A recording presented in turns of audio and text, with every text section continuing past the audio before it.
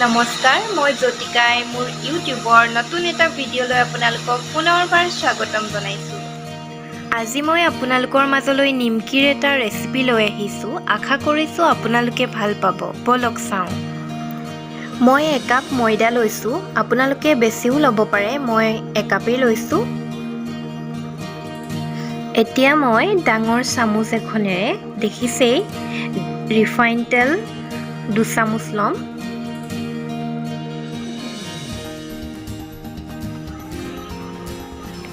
ইয়াতে মই কালজিৰা অকণমান লৈছোঁ। আপোনালোকে পৰিমাণ চাই বস্তুবিলাক ল'ব। এয়া বেকিং পাউডাৰ লৈছোঁ। এয়া চেনি দি দিছোঁ অলপ। এয়া নিমখ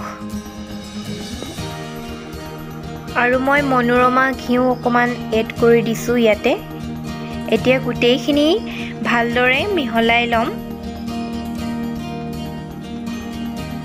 আপোনালোকে ময়দাখিনি হাতেৰে মোহাৰি মিক্স কৰি ল'ব আৰু মিক্স কৰাৰ পাছত অকণমান ময়দা লৈ হাতত লাডু কৰি চাব। যদি লাডুটো হৈ যায় তেনেহ'লে ময়দাখিনি হৈছে বুলি গম পাব। মই ময়দাখিনি মঠিবলৈ নৰ্মেল পানীয়ে লৈছোঁ। ইয়াত অলপকৈ ঢালি ময়দাখিনি মঠি ল'ব।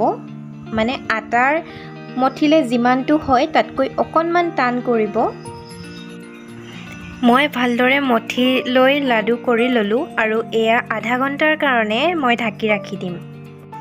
ঢাকি ৰখাৰ পাছত মই ময়দাৰ লাডুটো সৰুকৈ 3টা লাডু কৰি লৈছোঁ। এতিয়া মই ময়দাৰ লাড়ুটো বেলি ল'লোঁ আৰু মই এতিয়া নিমকিৰ ষ্টাইলত কাটি দিম। এয়া মই কাটি লৈছোঁ।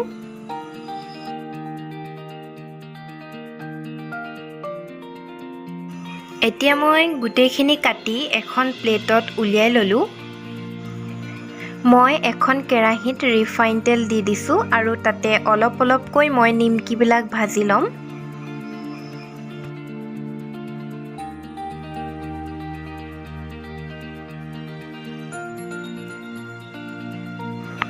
আৰু এয়া অকণমান ৰঙচুৱা হৈছে আৰু মই এতিয়াই কাঢ়ি দিম। বেছি ৰঙচুৱা হ'লে দেৰি যাব।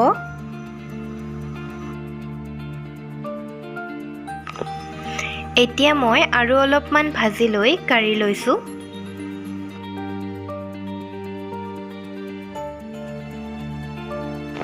মোৰ নিমকি হৈ গ'ল। আজিলৈ ভিডিঅ'টো ইমানতে সামৰিছোঁ। আপোনালোকে কেনেকুৱা পালে মোক জনাব।